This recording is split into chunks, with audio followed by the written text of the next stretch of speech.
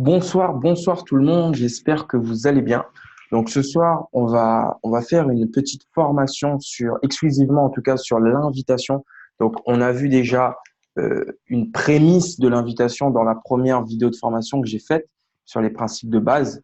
Mais là vraiment, on va aller plus loin au niveau de l'invitation pour la simple et bonne raison qu'il y a des personnes qui ont déjà eu des résultats, il y a des personnes qui méritent d'avoir un enseignement, du moins qui ont montré qu'ils peuvent aller plus loin. Donc maintenant, de perfectionner vraiment l'invitation parce que clairement, c'est la compétence la plus importante en gros en marketing de réseau. Donc pour ça, je me suis appuyé exclusivement sur GoPro de Eric Rohr.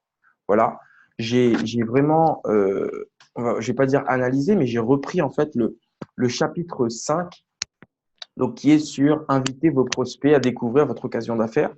Et j'ai essayé de condenser un peu tout ça pour vous donner un contenu digérable.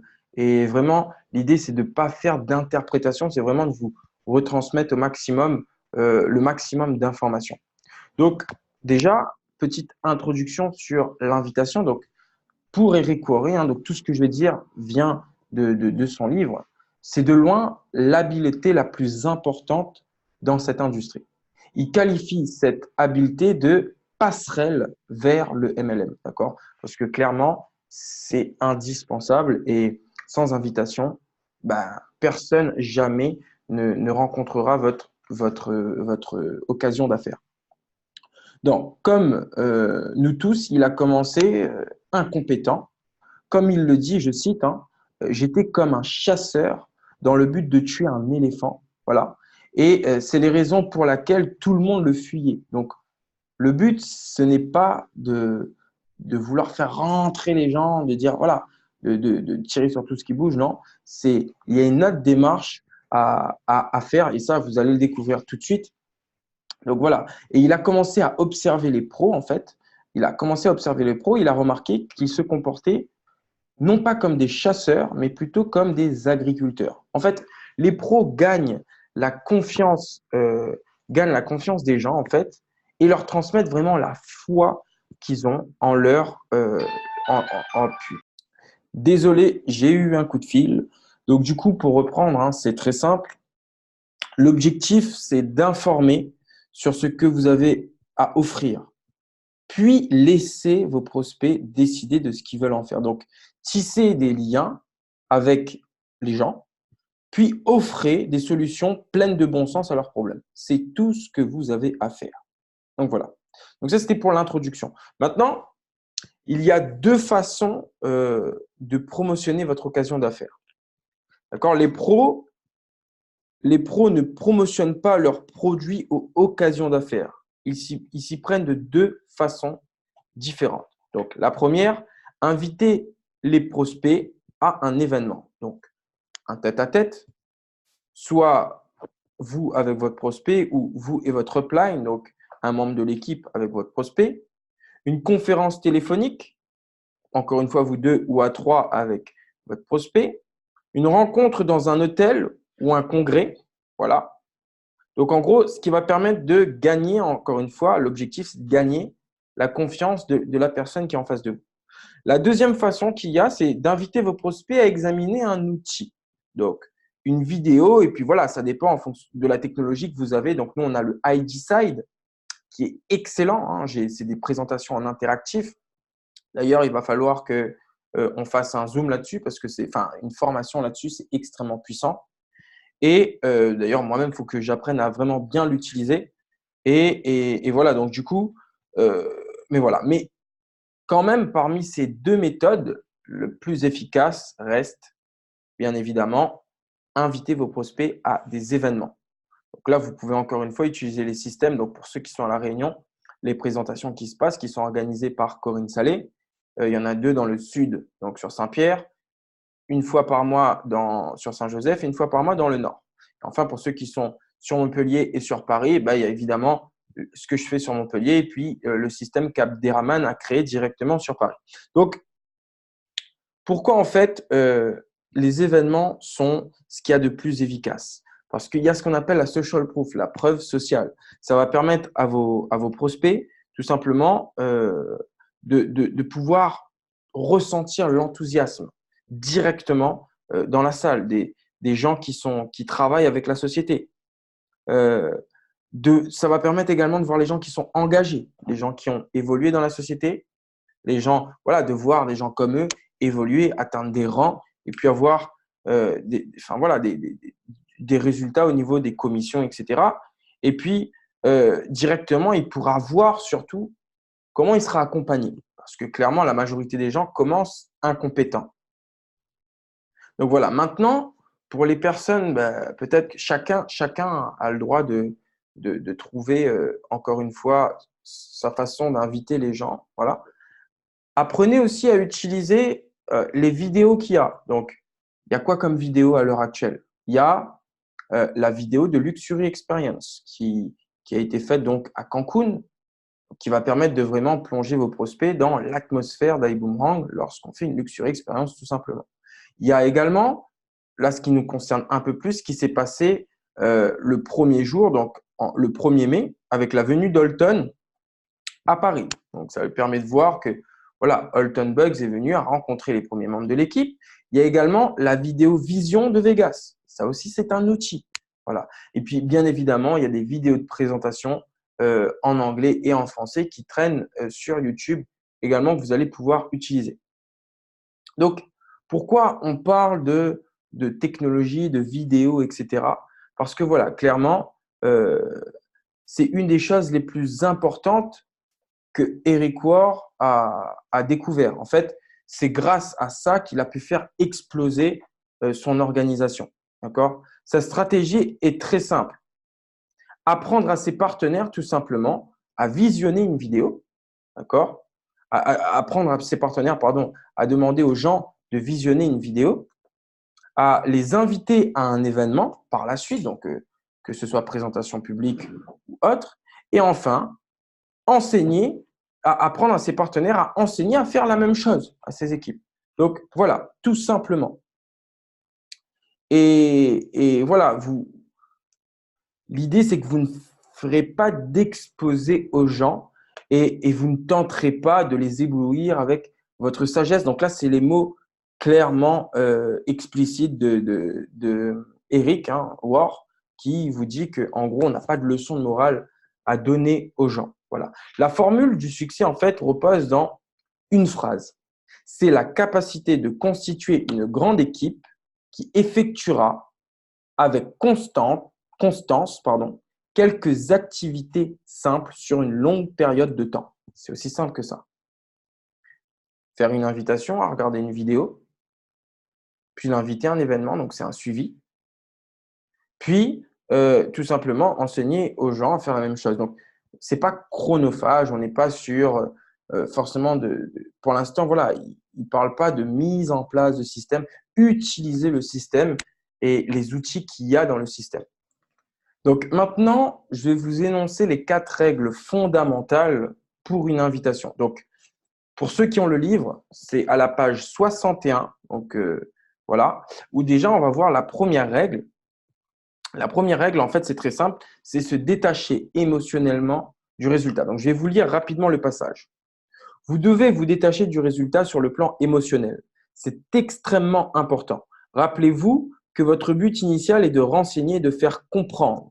Ce n'est pas d'obtenir un nouveau client ou de recruter un nouveau distributeur. Autrement dit, si vous dissociez vos émotions du résultat et vous vous concentrez uniquement sur l'éducation et la compréhension, tout deviendra très simple.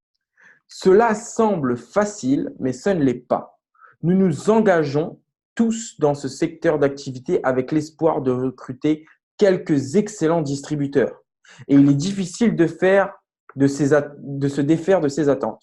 Mais vous devez vous rappeler que nous ne sommes pas des chasseurs, nous ne sommes pas des requins. Notre tâche consiste à éduquer les gens et à les aider à comprendre ce que nous avons à leur proposer. Nous agissons comme consultants en offrant des suggestions sur la façon dont ils peuvent connaître une vie meilleure.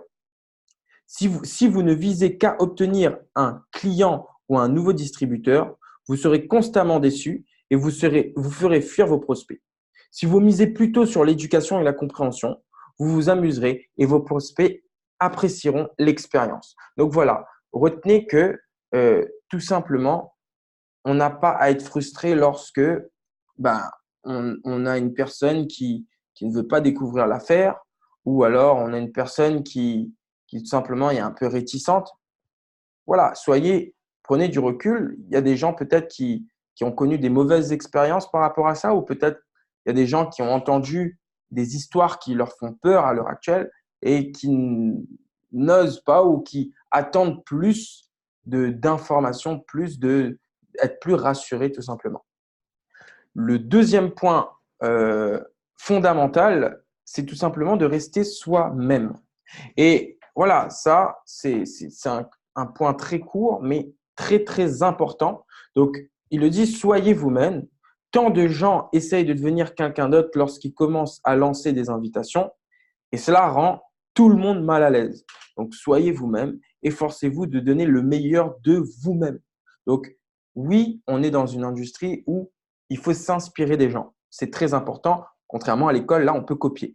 Mais il faut garder son identité et puis il ne faut pas changer son comportement avec les autres. D'accord? Quand je dis il ne faut pas changer son comportement, c'est-à-dire que si on a l'habitude de parler d'une certaine façon avec une personne, on continue à parler de cette façon-là avec cette personne-là. Par contre, voilà, il faut vous faire respecter dans le sens où quand vous fixez un rendez-vous, vous dites clairement à la personne, j'ai pas de temps à perdre par contre. OK, on se connaît depuis longtemps, on a vécu plein de choses ensemble, etc. Donc, je sais pas, ça peut être n'importe qui que vous connaissez, mais clairement, si tu comptes pas venir au rendez-vous, ne me fais pas perdre mon temps et dis-le-moi maintenant. Vous faire respecter, c'est important, mais restez vous-même. Le troisième point, cette fois-ci, c'est la passion et l'enthousiasme. Donc, c'est très important parce que c'est l'énergie que vous dégagez qui va justement stimuler votre prospect. Donc, on va lire ce qui est dit à ce sujet. Mettez-y de la passion. L'enthousiasme est contagieux. Il est normal de se laisser emporter. Restez focalisé sur votre objectif. Écoutez de la musique qui vous inspire. Souriez pendant que vous parlez au téléphone. Je vous garantis que vos émotions positives se traduiront par de meilleurs résultats. Et même, je vais vous dire quelque chose, lorsque vous êtes enthousiaste au téléphone avec une personne, vous augmentez sa curiosité. Parce que elle-même, elle se souvient des moments où elle est enthousiaste et très souvent, voilà, c'est synonyme de bons événements, anniversaire, nouvelles rencontres, aller rejoindre des amis. Donc, voilà, plus vous allez être excité, plus elle va associer votre énergie à quelque chose de positif et d'important. Donc voilà, l'énergie est très importante. Donc voilà maintenant, le quatrième point, c'est l'attitude positive. Donc, adopter une attitude positive, j'ai eu des difficultés à mettre cette règle en pratique. Au début, je manquais énormément d'assurance. Je pensais qu'une personne ne me prendrait pas au sérieux. Mais j'ai observé les professionnels. J'ai remarqué leur attitude. Ils étaient audacieux. Ils étaient confiants. Ils étaient forts. J'ai donc décidé de faire preuve d'audace. J'ai cessé de m'excuser tout le temps. Au lieu de dire oui, je sais que j'ai exercé bon nombre de métiers jusqu'ici dans ma vie et j'espère que ceci sera le changement que j'espérais. J'ai commencé à dire devinez quoi? J'en ai plus cassé j'en ai plus cassé de la vie que j'ai menée jusqu'à maintenant et j'ai décidé de prendre mon avenir en main. À votre place, je ne parierai pas contre moi parce que je suis sérieux. Est-ce que vous voyez la différence entre les deux phrases? Donc, soyez vous-même, mais soyez plus audacieux. Soyez vous-même, mais soyez plus fort. Soyez vous-même, mais soyez plus confiant. Du moins lorsque vous lancez des invitations. J'ai découvert que je pouvais le faire pendant des courtes périodes au début. Et tout comme lorsqu'on développe un muscle, j'ai pu le faire de plus en plus longtemps jusqu'à ce que cela fasse partie de moi. Donc maintenant que nous avons préparé le terrain, examinons la formule d'invitation. Cette formule est conçue pour être utilisée au téléphone ou en personne. Donc là maintenant, on va aborder les 8 étapes, d'accord, que contient une invitation. Là, on va rentrer dans la partie technique. Donc, encore une fois, pour ceux qui bah, pour tout le monde, hein, prenez un papier, un stylo, prenez ce qui vous semble important, ce qui vous manque. De toute façon, tout est important puisque ça vient directement de GoPro. Et vraiment, pour ceux qui n'ont pas le livre, prenez le maximum de notes, regardez cette vidéo parce que là, ce passage-là est vraiment ultra important. D'accord? Tout est important, mais vraiment là, on va décortiquer une invitation. Donc, c'est parti pour les 8 étapes d'une invitation. La première étape, démontrez votre empressement à partager votre outil. La deuxième étape, faites un compliment à votre prospect. La troisième étape, lancez l'invitation. La quatrième étape, la formule si je, est-ce que vous. Donc là, l'exemple, c'est si je vous invite, est-ce que vous viendrez? Donc, c'est donner de la valeur à ce qu'on a. Cinquième étape, confirmation numéro 1, obtenez un engagement sur le moment de la consultation de l'outil. Sixième étape, confirmation numéro 2, confirmer l'engagement. Septième étape, confirmation numéro 3, fixer le prochain rendez-vous. Et enfin, huitième étape, raccrocher. Et oui, ça paraît peut-être surprenant, mais à un moment donné, il faut raccrocher. Donc voilà. Donc, c'est parti pour la première étape. On va décortiquer ça. Donc, on rappelle, c'est démontrer votre empressement à partager votre outil. C'est là une question de psychologie. Les gens sont toujours plus attirés par une personne qui est active. Si vous amorcez chaque appel ou chaque rencontre en étant très empressé, vous constaterez que le processus d'invitation sera plus bref, que votre prospect posera moins de questions, qu'il montrera moins de réticence et qu'il fera preuve de plus de respect pour votre personne et votre temps. Exemple. Donc, pour les prospects du marché chaud, d'accord? Je n'ai pas beaucoup de temps, mais il est très important que je te parle. J'ai 1 million de choses à faire, mais je suis heureux de t'avoir au téléphone. J'allais sortir, mais il fallait que je te parle sans tarder. Donc, voilà quelques exemples de ce que c'est donc comment dire, de montrer votre empressement. Maintenant, un exemple pour le marché froid. Donc, les personnes que vous connaissez, que vous ne connaissez pas ou que vous connaissez très peu. Exemple, j'aimerais bien vous en parler maintenant, mais je dois partir. Par contre, voilà, on pourra en parler une autre fois, par exemple. Je dois filer, mais voilà, on pourra en parler une autre fois, par exemple. Si vous avez saisi, donnez le ton et en y mettant un sentiment d'urgence. Voilà. Bon, désolé, hein, je ne mets peut-être pas le sentiment d'urgence dans la lecture. Pour ce qui est des exemples que je vous donne, ne vous souciez pas trop de reproduire voilà, la formule à l'exactitude. L'idée, c'est de prendre le concept voilà, et de se l'approprier et de l'utiliser avec ces mots.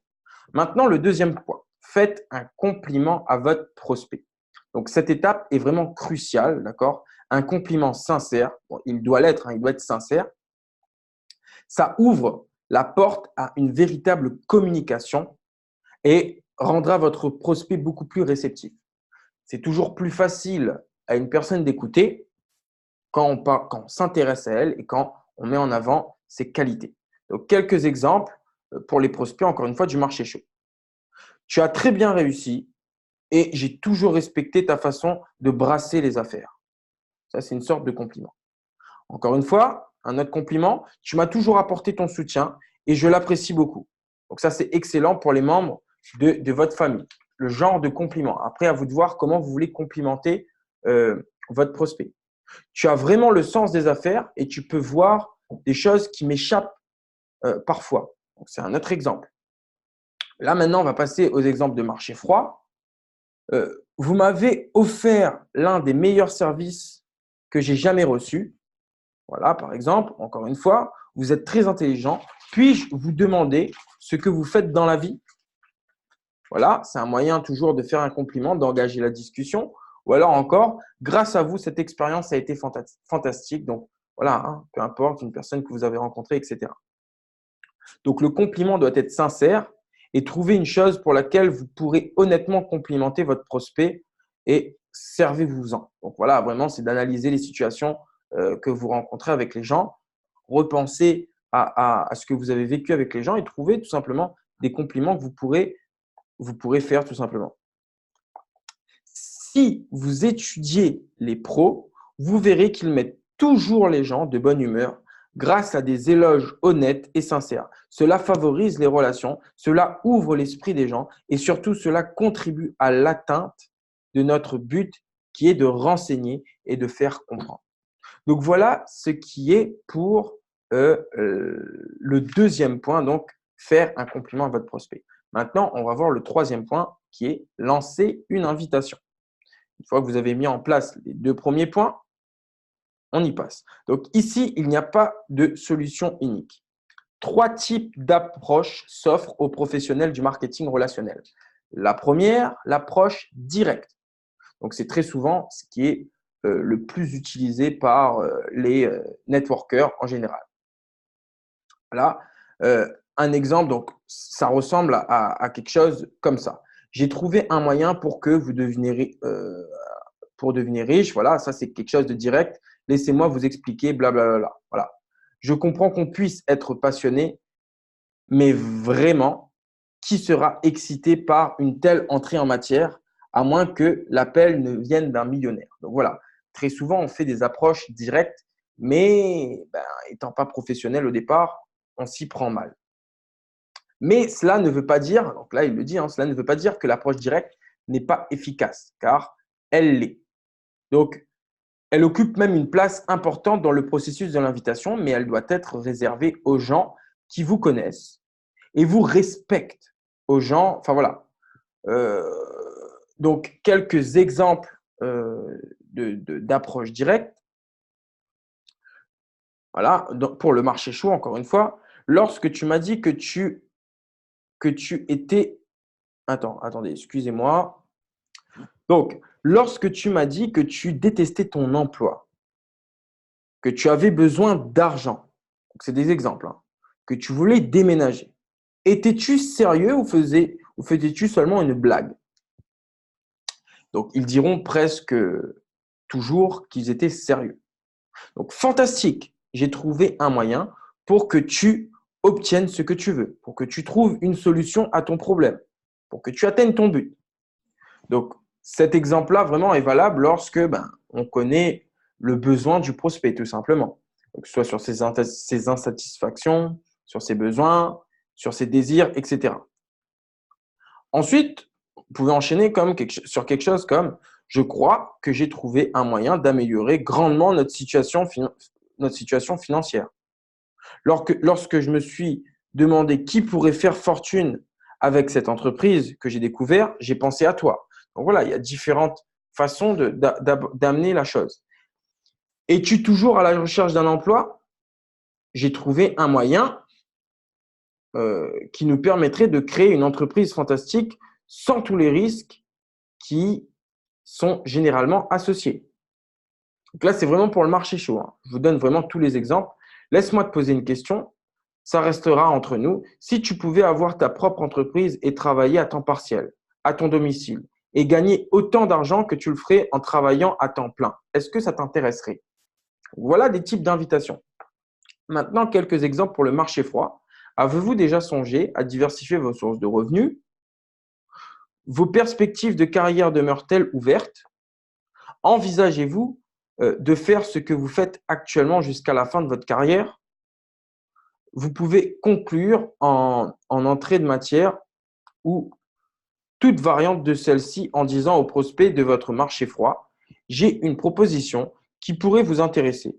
Ce n'est pas le moment d'en parler, mais voilà, toujours fixer un rendez-vous à chaque fois. Bon, ça, on le verra par la suite. Donc là, on a vu l'approche directe. Donc là, c'est un peu, voilà, c'est quelque chose d'assez général. Le vocabulaire utilisé, bien entendu, bon, je ne dis pas que c'est du soutenu, mais on ne parle pas forcément comme ça dans la vie au quotidien. Donc, adaptez votre discours aux gens qui sont en face de vous. Maintenant, on va voir l'approche indirecte. Donc, il va vous expliquer dans quelle situation voilà, il a utilisé l'approche indirecte, etc. Il s'agit d'un outil très efficace pour aider les gens à surmonter leur réticence initiale et à comprendre ce que vous avez à leur offrir. L'approche indirecte sert à demander au prospect de l'aide, de la rétroaction ou des conseils. J'ai beaucoup utilisé cette approche à mes débuts et avec grand succès à cause de mon manque de crédibilité À l'âge de 23 ans, je ne pouvais pas vraiment réussir avec l'approche directe. Et j'ai donc appris à m'efforcer et à flatter l'ego de mes prospects. Cela a incroyablement bien fonctionné et fonctionne encore aujourd'hui. Donc, quelques exemples avec votre marché chaud. Je viens de créer une nouvelle entreprise et je suis très nerveux. Avant d'aller plus loin, j'ai besoin de m'exercer auprès d'une personne amicale. Puis-je le faire avec toi? Ceci est une excellente façon d'approcher les membres de votre famille ou vos amis intimes. Donc, un autre exemple, j'ai découvert une entreprise qui m'excite beaucoup, mais je suis un néophyte. Tu as tellement d'expérience, pourrais-tu y jeter un coup d'œil si je te facilite les choses et me dire ensuite si j'ai pris la bonne décision? Donc, je vais reprendre parce que la phrase n'était pas bien dite. Pourrais-tu y jeter un coup d'œil si je te facilite les choses et me dire ensuite si j'ai pris la bonne décision? Donc, néophyte, c'est vraiment la personne qui débute, qui a aucune expérience. Et enfin, un dernier exemple. Un ami m'a dit que la meilleure chose à faire lorsqu'on crée une entreprise, c'est de demander à des gens que l'on respecte d'y jeter un coup d'œil et de nous conseiller. Accepterais-tu de faire cela pour moi? Je te facilite les choses. Si je te facilite les choses. Donc voilà, on retrouve un peu ce qu'on avait dit avant, c'est-à-dire toujours des compliments, etc., etc. Donc maintenant, on va aller sur du marché froid. Lorsque vous rencontrez quelqu'un qui vit dans une autre ville, province ou contrée, et que votre entreprise y fait des affaires, vous pouvez dire: mon entreprise souhaite accroître ses activités dans votre région. Accepteriez-vous de me rendre service en examinant la situation et en me disant si vous croyez que cela fonctionnerait là où vous vivez? Lorsque vous rencontrez quelqu'un qui pourrait vous donner une bonne rétroaction sur votre produit, vous pouvez lui dire: je viens de créer une entreprise et je vends un produit qui, je crois, est très valable, mais j'aimerais connaître votre opinion. Acceptez-vous d'en prendre connaissance et de me dire ce que vous en pensez? Donc voilà ce qui était pour l'approche indirecte. Et enfin, on arrive sur le dernier type d'approche qui est l'approche ultra indirecte. La troisième approche est extrêmement puissante car elle fonctionne à plusieurs niveaux psychologiques. Avec cette approche, vous dites à votre prospect qu'il n'est pas un prospect et que vous souhaitez uniquement savoir s'il connaît quelqu'un qui pourrait profiter de votre occasion d'affaires. C'est très efficace. Exemple pour les prospects de votre marché chaud. L'entreprise avec laquelle je travaille n'est manifestement pas fait pour toi. Mais je voulais te demander si tu connais quelqu'un qui est ambitieux, motivé par l'argent et qui serait excité à l'idée d'augmenter ses revenus. Encore un autre exemple. Connais-tu quelqu'un qui est à la recherche d'une entreprise solide qui pourrait diriger à la maison? Encore un autre exemple. Connais-tu quelqu'un qui a eu un problème ou qui s'est heurté à un obstacle en tentant de créer sa propre entreprise et qui serait à la recherche d'un moyen de diversifier ses revenus? Encore un autre. Je travaille avec une entreprise qui se développe dans cette région et je cherche quelques personnes intelligentes qui souhaiteraient toucher un revenu supplémentaire. Connais-tu quelqu'un qui répond à cette description? Donc voilà. Donc, dans la majorité des cas, donc Eric Ward vous dit que dans la majorité des cas, le prospect vous demandera des détails avant de vous donner le nom de quelqu'un. Il cachera sa curiosité derrière cette requête, pensant que cela lui conviendrait, peut-être, mais sans l'admettre encore. Lorsqu'il vous le demande de lui donner davantage d'informations, vous pouvez répondre: cela a du sens, c'est normal que tu veuilles en savoir plus avant de me donner le nom de l'une de tes connaissances. Vous pouvez alors passer à la quatrième étape. Alors, juste petite précision, on parlait tout à l'heure de marché chaud, marché froid pour l'approche ultra indirecte. C'est la même chose dans les deux situations. Donc, la quatrième étape, cette fois, si je vous offre tel ou tel outil, est-ce que vous vous y intéresserez? Donc, c'est la formule si, est-ce que vous? Cette question a été mon arme secrète pendant très longtemps. C'est de loin la question la plus puissante que j'ai employée en bâtissant une entreprise de marketing relationnel grande et prospère. Quelques exemples qui vous donnent: si je vous offre un DVD, est-ce que vous le visionnerez? Si je vous offre un CD, est-ce que vous l'écouterez? Si je vous offre un magazine ou tout autre matériel imprimé, est-ce que vous le lirez? Si je vous propose un lien vers un site internet qui offre une présentation complète, est-ce que vous le consulterez?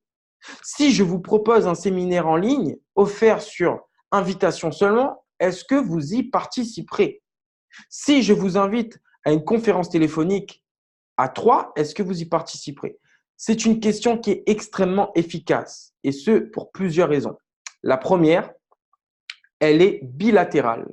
Vous dites que vous ferez quelque chose si votre prospect accepte de faire quelque chose. En tant qu'être humain, nous sommes programmés pour réagir positivement dans ce genre de situation. Deuxièmement, elle vous place en position de pouvoir.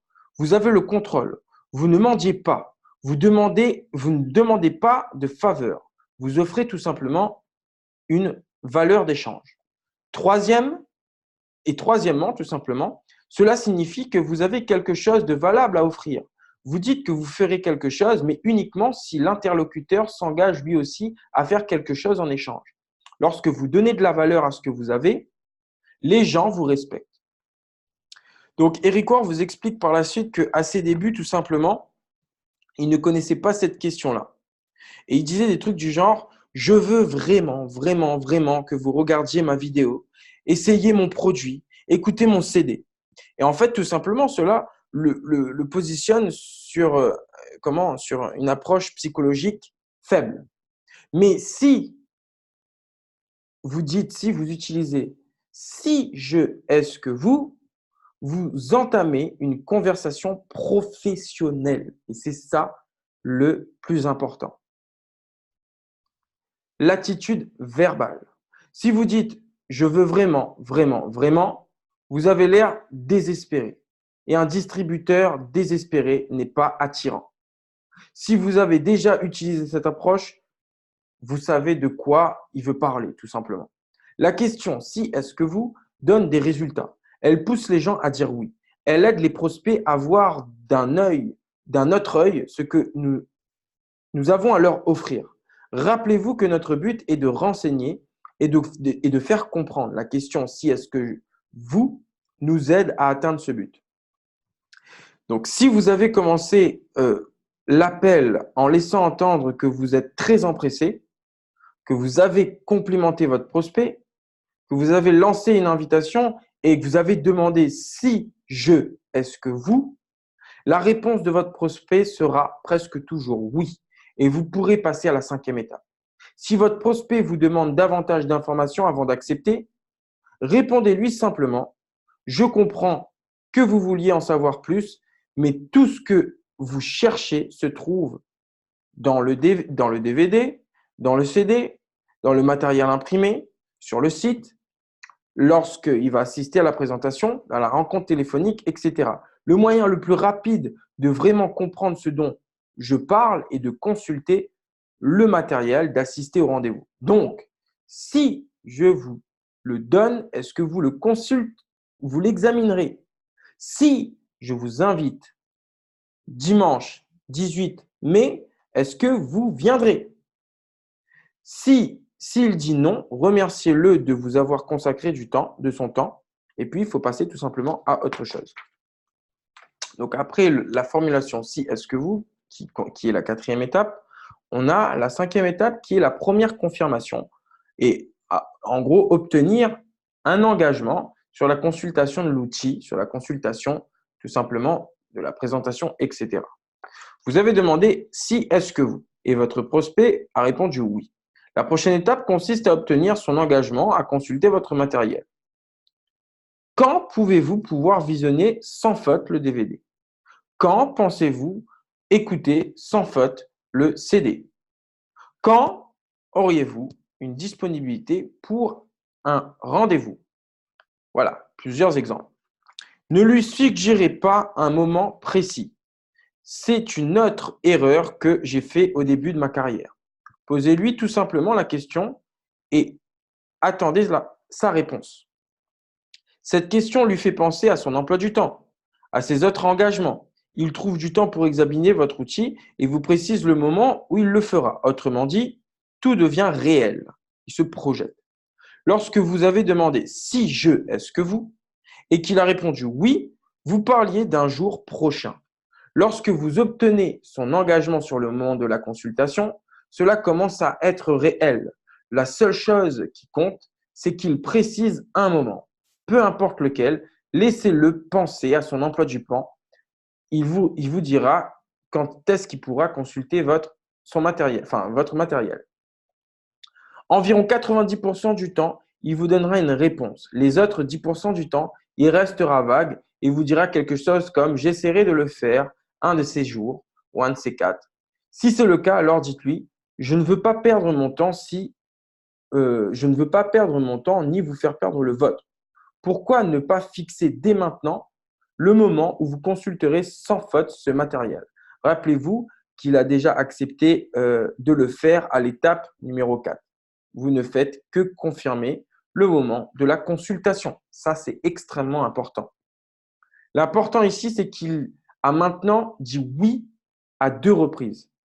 La première fois, lorsque vous avez demandé « si je », est-ce que vous ? La seconde, lorsqu'il précise le moment où il consultera votre matériel ou le moment où, tout simplement, il vous retrouvera pour un rendez-vous. Vous pouvez donc lui demander, vous pouvez donc lui donner votre outil. Non, en fait, on ne peut pas lui donner maintenant. On n'a pas encore terminé le processus, d'accord? Les professionnels prennent quelques secondes en plus pour franchir quelques étapes supplémentaires. Donc maintenant, on va passer à la 6e étape qui est tout simplement la confirmation numéro 2. Confirmer l'engagement. Si votre prospect vous dit qu'il visionnera la vidéo d'ici mardi soir, votre réponse devrait ressembler à ceci. Donc, si je vous appelle mercredi matin, vous l'aurez vu sans faute, n'est-ce pas? S'il dit qu'il écoutera ce CD d'ici jeudi matin, vous faites la même chose. Donc, si je vous appelle jeudi soir, dans le courant de la journée, ou vendredi matin, vous l'aurez consulté, vous l'aurez écouté. Donc, suite à ce genre de relance, tout simplement, soit il vous répondra par l'affirmation, ou alors il réajustera donc, en fonction de son emploi du temps, etc. Dans un cas comme dans l'autre, on a une 3e confirmation. Le plus important, c'est que vous n'avez pas fixé de rendez-vous avec lui. Il s'est fixé un rendez-vous avec lui-même. D'accord? Vous lui faites prendre un engagement avec lui. Votre prospect a dit qu'il consulterait votre matériel et qu'il le ferait d'ici une date précise. Donc voilà, la seule chose qu'on a à faire, c'est que soi-même, nous, on respecte la date et l'heure et ce sera joué. Donc maintenant, on passe à l'avant-dernière étape, la confirmation numéro 3, fixer le prochain rendez-vous. Donc cette étape est simple. Demandez tout simplement quel est le meilleur moment pour vous appeler et à quel numéro. Votre prospect vous dira ce qui lui convient le mieux ou vous aurez maintenant un vrai rendez-vous. Il vous suffit alors de ne pas oublier de le rappeler. Votre prospect vous dit oui 4 fois sur 10 en général. Donc voilà, pardon, le prospect vous a dit oui 4 fois, tout simplement, désolé, je suis fatigué. Et tout simplement, voilà, l'invitation aura pris juste quelques minutes. Voilà. Et donc après, on arrive sur la 8e étape, tout simplement, qui est de raccrocher. Rappelez-vous que vous êtes très occupé, d'accord? Parce que c'est important qu'ils sentent que vous êtes quelqu'un d'occupé. Et une fois que vous avez confirmé le prochain rendez-vous, que vous avez respecté toutes les étapes, vous devez lui dire que c'est le moment pour vous de repartir. Donc, un exemple, fantastique, nous nous parlerons à ce moment-là, je dois vous laisser. Voilà. Et parce qu'il faut comprendre qu'il y a trop de personnes en général, lorsqu'elles ont obtenu ce qu'elles voulaient, elles continuent à parler. Et c'est là l'erreur. Parce que là, ils vous piègent. Là, il y a beaucoup de questions qui vont venir et le problème, c'est que vous allez tout simplement le spoiler, etc., etc. Donc voilà, ce fut un peu long, donc j'espère que ça n'a pas été trop long pour vous. Après, voilà, j'ai fait de mon mieux. J'espère avoir été assez clair, de vous avoir transmis le maximum d'informations. Donc sur le reste des pages, donc pour ceux qui ont le livre de 77 à 80, en fait, il donne des exemples d'invitations, etc., que vous pouvez relire. Et voilà. En tout cas, sur ce, les amis, je vous souhaite une très, très bonne soirée, une très, très bonne journée, donc en fonction du moment auquel vous regardez la vidéo. Si vous prenez vraiment toutes les informations, si vous appliquez vraiment ces informations-là, je vous assure que vous allez réussir vos invitations et donc que vous allez pouvoir présenter tout simplement l'opportunité d'affaires, l'occasion d'affaires à un maximum de personnes. Et de là, ben, voilà, on fait jouer les chiffres, forcément, il y a des résultats. Donc, je vous souhaite une excellente soirée et puis je vous souhaite un excellent succès. Très bonne soirée à vous.